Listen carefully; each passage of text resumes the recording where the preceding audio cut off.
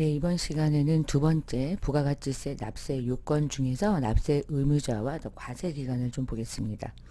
우리 앞에서 납세 의무자를 잠시 봤는데요. 부가세는 결국 세금이라고 하는 부가가치세라고 하는 10%를 최종적으로 누가 부담하도록 설계되어 있냐면 최종적인 소비자가 마지막에 부가세를 부담하는 세금이에요. 그래서 부가세는 누가 부담합니까? 소비자가 부담하는 거죠. 담세자라고 불러요. 근데 우리가 그러니까 세금을 부담을 할 뿐이지 신고 납부를 하진 않죠. 그래서 나에게 물건을 팔 때 부가세를 과세했던 자가 나에게 과세하고 내가 세금을 부담하면 그가 내가 부담한 세금을 들고 있다가 신고 납부해야 할 의무가 있는 거예요. 근데 그들을 우리가 사업자라고 부르는데 그 사업자가 구체적으로는 과세한 사업자만 부가세법상의 납세 의무를 띠고 있어요. 그래서 납세 의무자가 누군지 조금 자세하게 보고요. 그리고 이 세금을 언제까지 신고할까요? 그거 되게 중요하겠죠. 과세기간 하나씩 살펴보겠습니다. 그래서 두 번째 이제 장으로 넘어가셔서 첫 번째가 뭐냐면 그러면 과세 사업자든 어떤 사업자든 우리가 부가세에서 말하는 사업자는 어떤 일들을 하는 자들이 사업자냐 이런 거 객관식이 종종 나오는데요. 첫 번째가 여러분 제가 들고 있는 이 펜이요. 참 좋아졌죠 세상이. 옛날에 이런 거 잘 안 돼가지고요. 막 이렇게 수업을 할 수가 아예 없었어요. 근데 뭐 너무 편해졌어요. 그러니까 이거 태블릿 펜이요. 이 펜이 저는 좀 뭐 이렇게 비싼 거 쓰진 않습니다. 근데 이 펜이 누군가에게 이제 팔리면 그에게 부가세를 과세해서 징수하는데 이런 펜 팔면 돈 되는 애들 이런 것들을 제외. 두 번째는 여러분 요즘에 뭐 택배 안 쓰고 살 수 없죠. 그럼 택배 서비스가 우리에게 무엇을 공급하는 자겠어요. 물건을 파나요? 택배라고 하는 용역 행위를 하나요? 그렇죠? 용역을 하는 거죠. 그 두 개를 공급하는 거예요. 누군가에게. 이렇게 부가세는 그 일을 주로 하는 자가 매출을 한다라고 부르지만 부가세는 매출이라는 용어를 쓰지 않고요. 공급한다 이렇게 불러요. 그래서 공급을 하는 자를 그냥 공급자 이렇게 부르고요. 그 공급을 누군가는 받는 거잖아요. 그래서 그들을 공급받는 자 이렇게 부르거든요. 그럼 공급자가 누구냐? 매출자고요. 공급받는 자는 그냥 매입자가 되는 거예요. 그래서 회계에서는 매출, 매입이라고 부르는 용어가 공급자, 공급받는 자 이렇게 불러요. 그러니까 납세 의무를 띠고 있는 것 중에 우리가 사업자, 그러니까 쉽게 생각하면 관할세무서에서 이들은 사업자가 된다라고 말할 수 있는 요건 중에 하나는 얘가 택배를 공급하거나 물건을 공급하는데 그것들을 공급하는 자. 예. 두 번째. 근데 그걸 평생 한 번 했다. 그럼 나도 사업자겠죠? 저도 누군가에게 쓰고 있던 걸 돈 받고 팔 수도 있잖아요. 근데 그 일을 계속적이고 반복적으로 했을 때가 사업자가 되는 거야. 그게 업인 거야, 업. 두 번째, 세 번째는 독립성이어야 돼요. 얘가 알고 보니까 얘가 막 공급해. 근데 그 공급하는 형태가 뭐냐면은 어떤 회사에서 직원으로서 일하면서 뭔가 근로를 제공한다. 그러면은 내가 물건을 판매하거나 상대방이 물건을 사거나 이렇게 독립적인 지위에 사는 게 아니라 고용관계에 의해서 한단 말이야. 그러면 안 돼요. 반드시 독립적으로. 회사에 고용관계가 되어 있는 상태에서는 얘가 사업자로서의 요건을 충족할 수 없는 거예요. 뭐 당연하겠죠? 그 다음 네 번째, 우리가 영리기업이냐, 영리사업자냐, 비영리냐 이렇게 구분할 때요. 영리와 비영리가 어떤 세금에서는 갈리냐면 영리는 돈을 버는 것이 목적이기 때문에 소득세를 납부해요. 근데 비영리는요. 소득세를 내지 않아요. 영리 목적이 아니기 때문에 돈을 벌었다라고 말할 수가 없어요. 그러니까 내가 무슨 재단을 설립했다. 그럼 그 재단이 영리 목적이 아니잖아요. 그러니까 불우한 이웃을 도와주기 위해서 내가 뭔가 비영리 활동을 하는 사업자를 등록했다. 그러면 그들이 세금을 낼 때 소득에 대해서 세금을 부과하지 않아요. 그런데 영리 목적인데 부가가치세가 창출되는 어떤 사업을 한대. 그럼 당연히 부가세를 내야 되죠. 자, 근데 비영리의 기업이 주차장을 만들어가지고 주차장으로 뭔가 부수적인 수입을 얻는데 그래서 부가가치가 창출된대. 그 경우는 반드시 신고를 해야 돼요. 왜 그러냐면 부가가치세는요. 얘든 결국 소비자인 우리가 부담하고 그들이 신고 납부하는 의무만 갖고 있기 때문에 비영리든 영리든 구분하지 않아요. 그래서 사업의 영리 목적의 여부랑 불문이다, 관계없다 이런 뜻이에요. 객관식이다 보니까 요 네 개 중에 제일 많이 이렇게 어그러뜨려 가지고 나오는 게 부가가치세 사업자는 영리 목적이다. 그렇게 많이 나오거든요. X죠. 둘 다 모두 다 부가세 납세 의무를 띠고 있어요. 나중에 이제 소득세 신고할 때 비영리는 소득세 신고를 안 한다. 그게 특징이죠. 세금에서. 자, 그럼 두 번째가 이런 사업을 하는 자들이 납세 의무를 어떻게 띠고 있냐. 이제부터 사업자를 구분하는데 첫 번째 재화를 수입하는 자는요. 외국에서 물건을 수입하면 세관정이 세금계산서를 때릴 거고 그러면 재화를 수입하는 자가 누구든 얘가 개인이든 아니면 법인이든 예외 없이 세금은 신고 납부를 해야 하겠죠. 그래서 재화를 수입하는 자는 반드시 들어가는 거고요. 그 다음에 두 번째 사업자를 구분해 볼게요. 우리나라의 사업자는 제가 이제 쉽게 생각해 보면 내가 사업자를 할 거야. 난 재화나 용역을 공급하겠다. 계속적이고 반복적으로 영리 목적이다. 거기다가 막 그렇게 했어. 근데 나는 쌀을 팔아. 나는 쌀집을 운영하겠다. 그러면 우리나라에서 쌀집을 운영하는 모든 사업자는 세무서에서 쌀은 면세 품목입니다. 그럼 면세를 공급하시는군요. 그러면 소비자에게 쌀을 팔 때 부가세를 과세하지 마시오. 당신은 면세를 취급하는 자니까. 그래서 무슨 사업자가 돼버리냐면 면세 사업자로 구분돼요. 그래서 면세 사업자는 부가세 납세 의무가 없어요. 신고 안 한다는 뜻이에요. 아무것도 안 해요. 납세 의무자는 면세 사업자는 아니에요. 그냥 얘는 팽팽 놀고요. 면세 품목을 팔고 매출만 발생돼요. 부가세를 과세하지 않는다는 뜻이에요. 반면에 쌀 말고 만약에 햇반을 판다.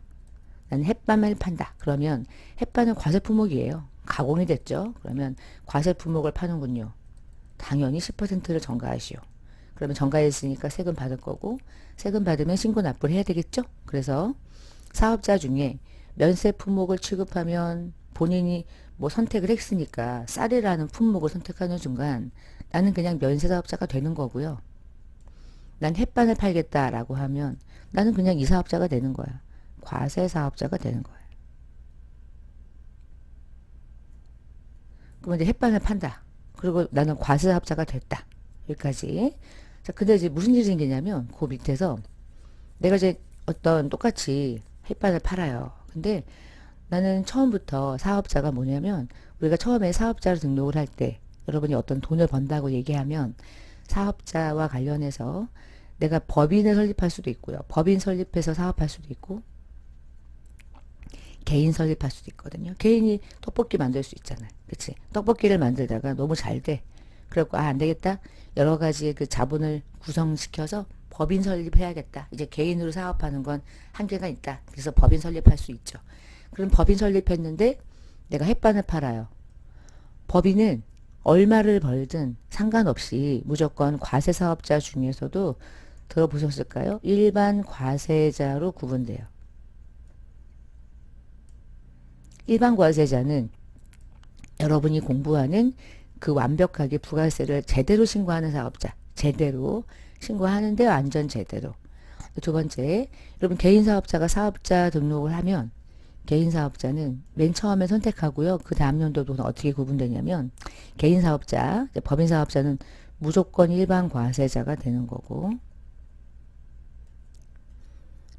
그 다음 개인 사업자는 둘로 나뉘는데 어떻게 둘로 나뉘냐면 이렇게 나뉜대.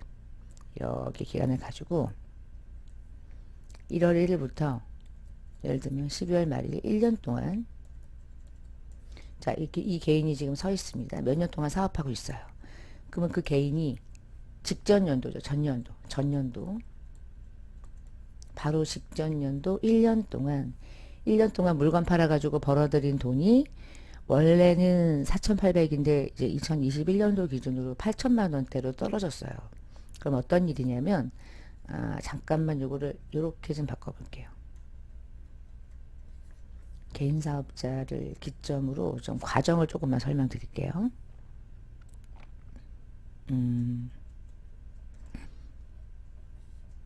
2020년까지는요.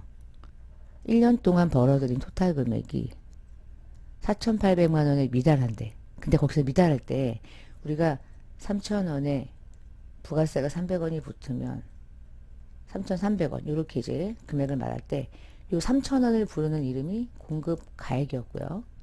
요 세금이 부가가치세고요. 3,300원 토탈 금액을 공급 대가라고 해요. 여러분 떡볶이 먹을 때 떡볶이 값이 뭐 대부분 3,300원으로 구성되어 있진 않죠. 1인분 얼마예요? 그러니까 5,000원이래. 그럼 5,000원이라는 금액은 여러분 공급 가액입니까? 공급 대가입니까? 공급 대가죠. 5,000원의 부가세를 또 주세요. 이런 말 없잖아. 그렇죠? 그럼 가격 자체를 공급 대가가 아주 똑 떨어지게 만든 다음에 이 금액 안에 매출과 부가세가 이렇게 합산이 된 거거든요. 대부분의 소비자 가격이 그렇게 구성을 해요.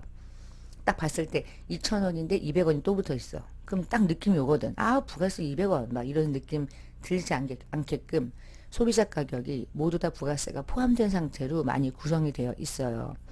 그러면 이 상태에서 만약에 3,300원이 공급 대가야 라고 하는 금액을 우리는 떡볶이가 한 그릇당 5,000원이라고 전제를 하면 5,000원 안에 이게 얼마인지 이게 얼마인지 이 개인 사업자가 그 정도의 구조를 몰라.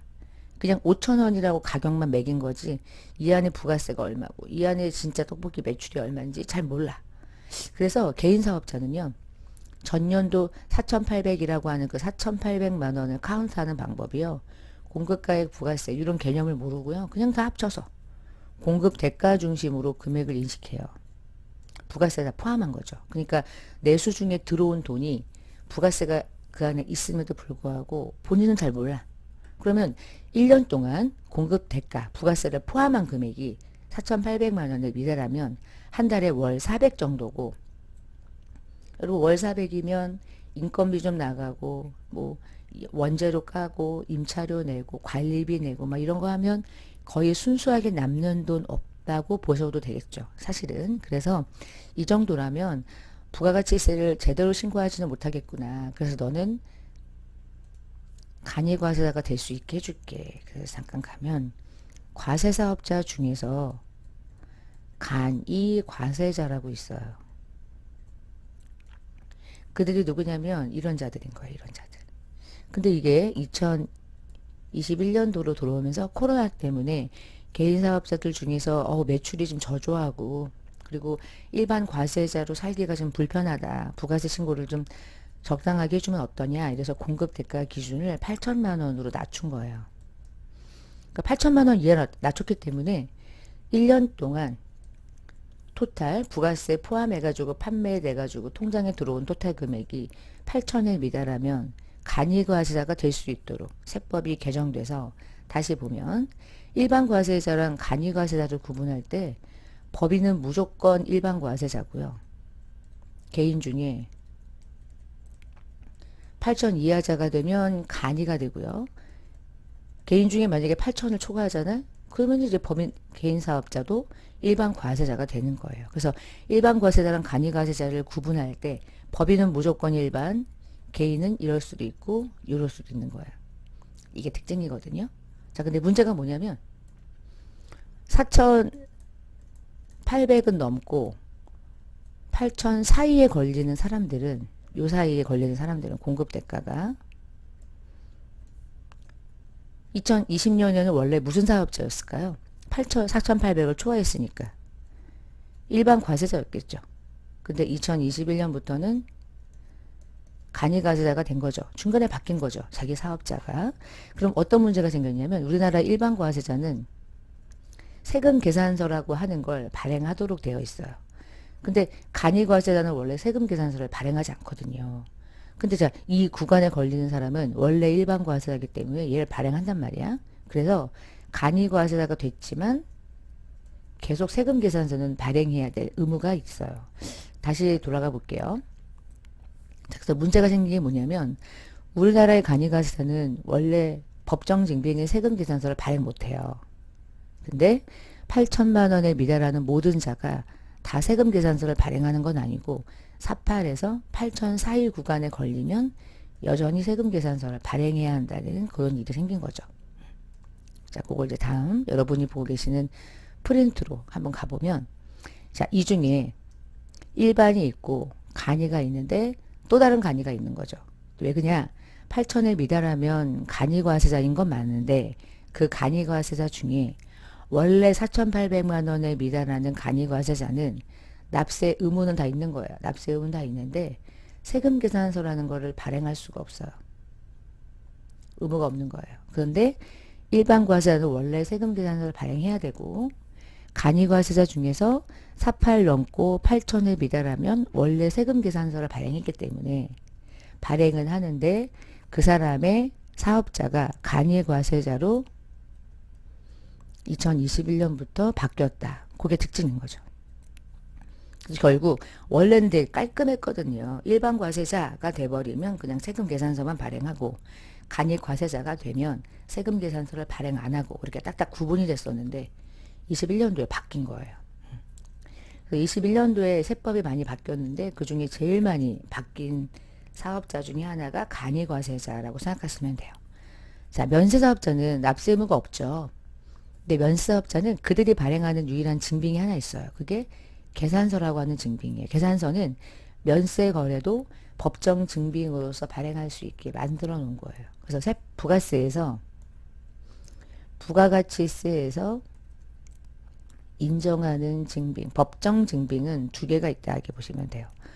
부가세가 있는 거래를 주고받으면 세금 계산서, 부가세가 없는 면세 거래를 일으키면 계산서. 선생님, 면세는 부가세 신고 안 한다면서 계산서는 왜 발행하나요?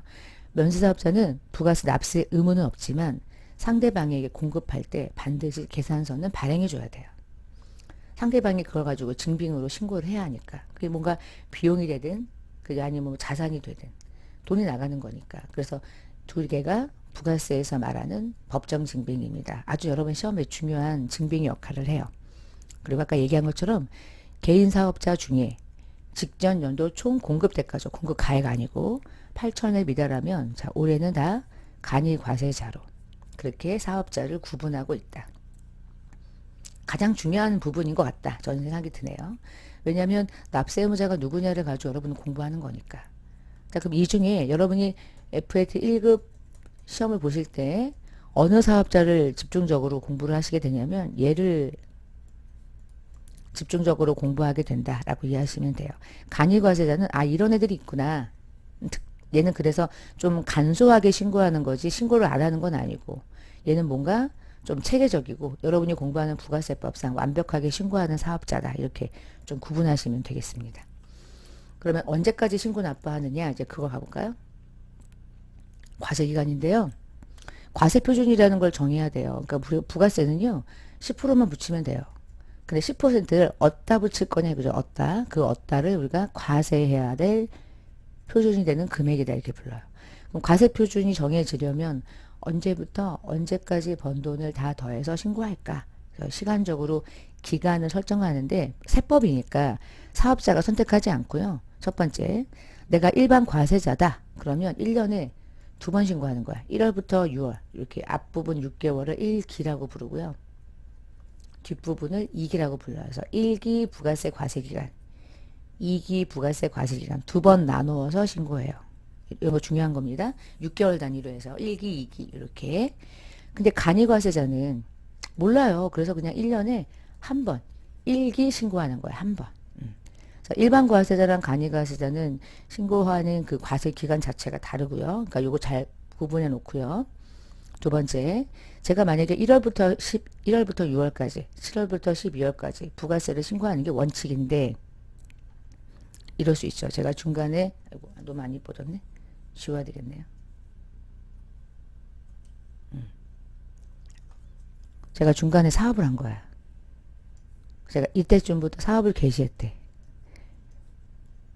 이게 1기 기간 안에 속해 있는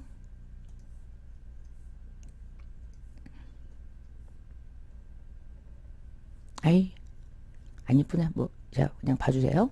자, 이때 개시했대요. 그러면 저는 그전에는 사업을 한 적이 없잖아. 그러면 언제부터 신규 사업자는 언제부터 부가세 과세 기간을 시작하는 이날부터 내가 속한 1기의 종료일은 이제 6월 말이 되는 거죠. 2기 종료일은 12월 말일이고, 그러면 나의 최초 과세기간은 사업을 개시하는 날로부터 과세기간의 종료일, 요때부터 요때까지다. 이런 얘기예요. 근데 사업을 개시하는 자들이, 신규 사업자들이 개시하고 난 이후에 사업자 등록을 하지 않고요. 대부분 개시하기로 한 날짜가 있으면 그 전에 미리 사업자 등록을 하거든요. 근데 왜 사업자 등록을 미리 하냐면, 등록을 하는 순간 내가 세금 계산서를 받아올 수 있고요. 세금 계산서가 있어야지 우리 매입세액 같은 걸 공제받아요. 그러니까 등록을 안 하면은 개시하고 나서 개시하기 전까지 되게 많은 매입이 있을 거 아니에요. 그치? 테이블도 사다 놔야 되지. 주방기기 사야지. 막 이런 것들이 필요한데, 그런 것들을 살 때마다 다 돈만 나가고 그 안에 부가세가 반드시 있을 텐데 돌려받아야 될 거 아니야. 그래서 그걸 돌려받으려면 사업자 등록을 먼저 하거든요. 개시하기 전에 사업자 등록을 먼저 해요. 그러면 언제부터 부가세를 신고하겠어요? 등록을 한 이유는 이날부터 신고하려고 하겠죠. 그렇죠? 그래서 사업자 등록을 신청한 경우는 그걸 신청한 날부터 내가 속한 과세기간 종료일까지. 그래서 결국은 가장 빠른 날로부터 부가세를 신고하는 거예요. 사업자 등록을 먼저 하는 거는 관할세무서에서 되게 좋아해요. 왜 그러냐면 누락을 할 수 있는데 누락 안 하고 다 신고하겠다는 거잖아. 그러니까 신고를 온전하게 하는 것에 대해서는 전혀 문제 삼지 않고요. 사업자 등록을 먼저 하는 편이에요. 근데 만약에 사업자 등록을 그렇게 하고 나서 중간에 폐업하잖아? 그럼 폐업하는 날까지가 나의 마지막 과세기간인 거예요. 내 과세기간 2기 안에 내가 이때쯤부터 이제 폐업을 한다. 그러면 이날까지입니까? 폐업 1일까지입니까? 폐업 1까지. 나의 마지막 부가세 신고 납부일은 폐업일. 폐업 신고일 아니에요. 신고일과 폐업하는 실질적인 날짜는 다르거든요. 신고를 먼저 해버리고 이후에 폐업할 수도 있잖아. 그래서 반드시 폐업일. 그래서 원래 원칙은 개시했니? 개시일부터 폐업했니? 폐업일까지. 근데 개시하기 전에 사업자 등록을 먼저 했을 때만 그날부터 이렇게 되는 거예요. 자, 이제 마지막 마무리를 좀 해볼게요. 그 다음 페이지에. 그럼 과세기간을 정리해보면, 우리 여기다, 제가 여기다가 적어드린 과세기간은 누구에 대한 과세기간이냐면, 일반 과세자. 간이과세자는 1년에 한 번 신고했잖아요. 자, 지금부터는 예중심으로 보는데, 일반 과세자는 1년을 1기, 2기로 나눴죠. 그래서 1월부터 6월, 7월부터 12월, 이렇게 구분하는데, 일반 과세자 중에 자 법인사업자는 우리가 시험 보는 게 법인사업자니까 자 법인사업자는 어떻게 부가세를 신고하냐면 1년에 6개월 6개월을 쪼개서 원래는 이렇게 1기 동안 부가세 매출세액 매입세액 다 계산해서 끝나고 나서 25일 이내에 신고 납부해요. 그게 이제 7월 25일이 되거든요. 근데 요 1기를 한 번 더 쪼개요. 법인사업자는 능력이 있잖아. 그치? 능력이 있기 때문에 야 너는 한 번 더 해라. 어떻게 하냐면 요 기간을 미리 한 번 할래? 예정 신고하는데 그 끝나고 나면 며칠이겠니? 1월부터 3월이니까 4월 25일이겠지? 자 이날 1기 예정 신고 납부한다 이렇게 부르는 거야. 4월 25일까지. 그러면 1기 예정이 다 되면 1기 확정이라고 부르는 건 남은 3개월 4, 5, 6 기간을 확정 짓는 기간이라 부르고요. 1기 확정 신고는 언제까지 하냐면 7월 25일까지 신고 납부한다 이렇게 불러요. 그래서 이날 하는 거는 신고하고 납부하는 거죠. 그러면 똑같은 방식으로 2기도 6개월짜리를 3개월 3개월로 끊어서 2기 앞부분 예정 신고 2기 뒷부분 확정 신고 이렇게 신고하거든요. 그러니까 신고 납부를 4번 하는 거죠. 일반 과세자 중에 법인사업자는 다시 보면 1기와 2기로 나눈 다음에 1기는 1월부터 6월이고 2기는 7월부터 12월인데 두 번 나눠가지고 신고하는 거예요. 그래서 3개월 단위로 1, 4분기, 2, 4분기, 3, 4분기, 4, 4분기 이렇게 생각하시면 돼요. 그래서 1월부터 3월까지는 1기 예정 신고 기간이라 부르고요. 걔는 언제까지 신고하냐면 종료하고 나서 25일이니까 날짜가 정해져 있겠네. 4월 25일까지만 하면 돼. 4월 5일에 해도 되고요. 4월 10일에 해도 돼요. 근데 까지는 25일까지. 그러면 4, 5, 6은 언제까지? 뭡니까? 1기 과세기간의 최종인데 이걸 확정신고기간이라 부르고요. 확정신고기간 언제까지 하냐? 7월 25일까지. 자, 같은 방식으로 2기 예정은 7, 8, 9야. 그치? 7, 8, 9. 그러면 끝나면 10월 25일. 얘 마지막 10, 11, 12. 2기 확정이라고 부릅니다. 확정. 확정 언제까지 갑니까? 다음 연도 1월 25일까지. 끝나고 25일. 끝나고 25일. 요게 부가세가 신고 납부가 되는 전반적인 시기예요. 여러분 나중에 실기 들어가면 부가세 신고서 열어서 언제 1기 확정 기간 동안 무슨 세액을 찾으시오 막 이런 거 나오거든요. 그러면 1기 확정이 언제부터 언제지? 그걸 여러분이 잘 입력하셔야 돼. 1기 확정은 4, 5, 6이죠? 그래서 앞에 보세요. 1기, 2기는 6개월 단위로 쪼갠 다음 1기 앞부분은 예정, 그리고 확정, 예정, 확정, 1기 예정, 1기 확정, 2기 예정, 2기 확정. 그렇게 구분하신 다음에 언제까지 신고하고 납부하냐. 3개월 단위로 끊기고 끝나고 나서 25일, 끝나고 25일, 끝나고 25일, 끝나고 25일. 마지막 신고 납부하는 기간 그렇게 구분해 놓으시면 나중에 실기 프로그램을 하든 아니면 뭐 일반적으로 객관식 문제를 풀든 다 관계되는 날짜라고 보시면 되겠습니다. 자, 이번 시간에 납세 의무자와 과세 기간 살펴봤고요. 가장 중요한 내용들이라고 생각하시면 돼요. 전 다음 시간에 뵙겠습니다. 감사합니다.